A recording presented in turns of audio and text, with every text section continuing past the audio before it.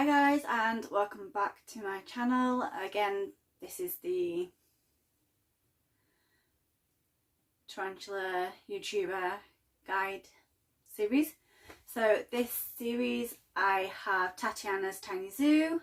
She is quite small, but she is really good at what she does. She is very knowledgeable.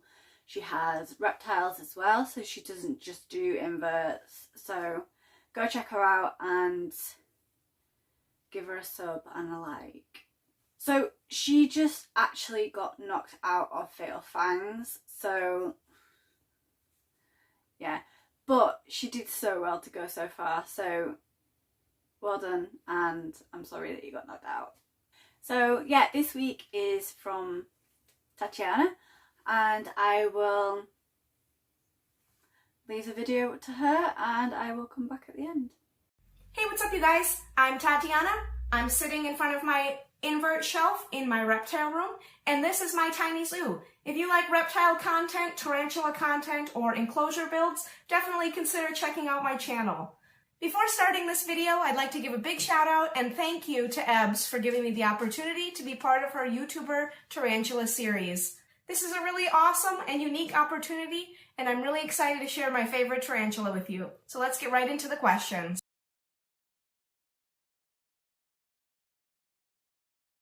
What got me into tarantulas? I actually remember this day very vividly. I was working a part-time job as an event coordinator and dog groomer at a local grooming salon. And I was actually at a pet expo representing my business, and during one of my breaks I got to walk around the pet expo. I had actually owned different animals and exotic animals beforehand, things like reptiles, snakes, ferrets, you know, more than just your cat or dog.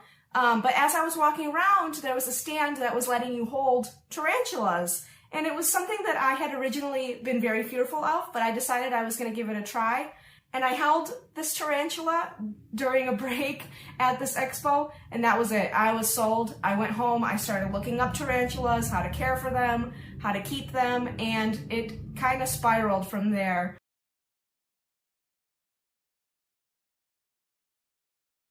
So actually right behind me on the shelf here is my very first tarantula. Her name is Shelly.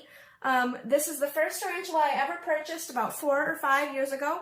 At the time she was a Chromatopelma cyaneopubescens, but they have been reclassified now as T. cyaneopubescens.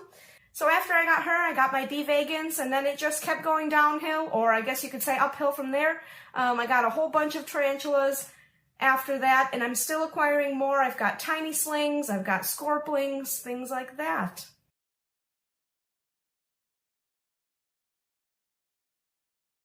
Top 3 places to purchase tarantulas from. This one was a hard one for me because I have a lot of really good and reputable breeders in my area, and I try to support them locally as much as I can. However, I have purchased from both Fear Not Tarantulas and Jamie's Tarantulas, and I had wonderful experiences with both of them. So if you're looking to buy online, I would definitely pick one of those 2 suppliers.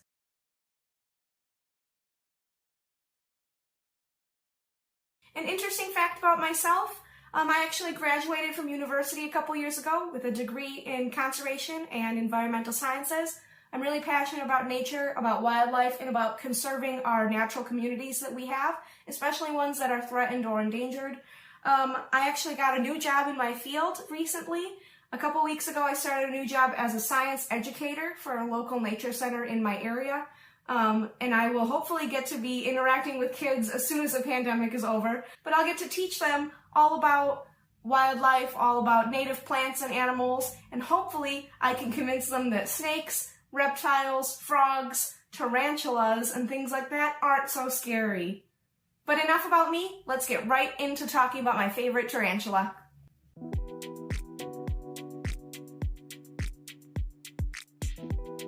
In today's video, we'll be going over the care of the Chromatopelma cyaneopubescens and everything you need to know before getting one. The GBB is a favorite for a lot of tarantula keepers, both because of its stunning colors, but also because it's a wonderful display species. My green bottle blue is always out. Nothing bothers it, and I can always count on this spider to be out of its hide and putting on a show. The green bottle blue is a New World terrestrial tarantula that is endemic to northern Venezuela. and they are often found in heavily webbed burrows under local plants. They come from an arid desert region of Venezuela, and because of this, they should be kept on dry substrate in a well-ventilated enclosure. Slings can be kept at a slightly higher humidity, ranging from 50 to 70%, but adults should not be kept higher than 50% humidity. I typically don't mist my GBB, the only humidity it gets is when I offer it some water. As you can see in my clip, I don't have a water dish because my GBB just kept webbing over it. I just pour some water into a small part of her web and she happily moves there to drink. They do fine at room temperatures, but I keep mine slightly warmer, averaging about 70 to 75 degrees. As you can see, my enclosure has one piece of diagonal cork bark that has been completely webbed over. There is also a real deer antler somewhere in there, but that is webbed over as well. I provided a few inches of eco-earth substrate, but the GBB prefers to heavily web everything and sit inside the web tunnels that it makes. For heavy webbers, it is important to provide a lot of anchor points for them to use, which is why I added the antler, but you can use more cork bark or sticks, and your tarantulas should have a great time creating tunnels in there. As adults, their leg span can reach between 4 and 6 inches, and they have a medium growth rate. Like most tarantulas, females live significantly longer than the males, at about 14 years, and males live on average 3 to 4. As far as feeding goes, when this tarantula was a tiny sling, I fed it tiny crickets or pre-killed mealworms. Now that it's an adult, it readily eats superworms, crickets, dubia roaches, and hornworms. This is the only species of tarantula that I own that has never refused a meal for me, and I feed it every 2 weeks to once a month, depending on the size of the meal.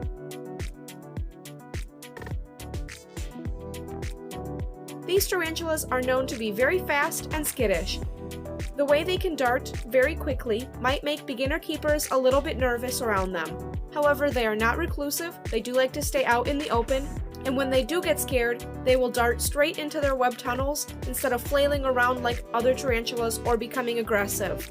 They also have mild venom and urticating hairs that they will kick if they feel threatened.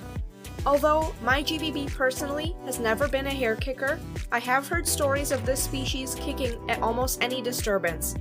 I found that a great way to get my GBB more calm was to put the enclosure into the main room of my house. She was skittish at first, but over time got used to the noise and vibration of us walking around her enclosure. Now I can do pretty much anything in or around her tank, and she couldn't care less. She doesn't even bolt when I go to move the tank or take off the lid.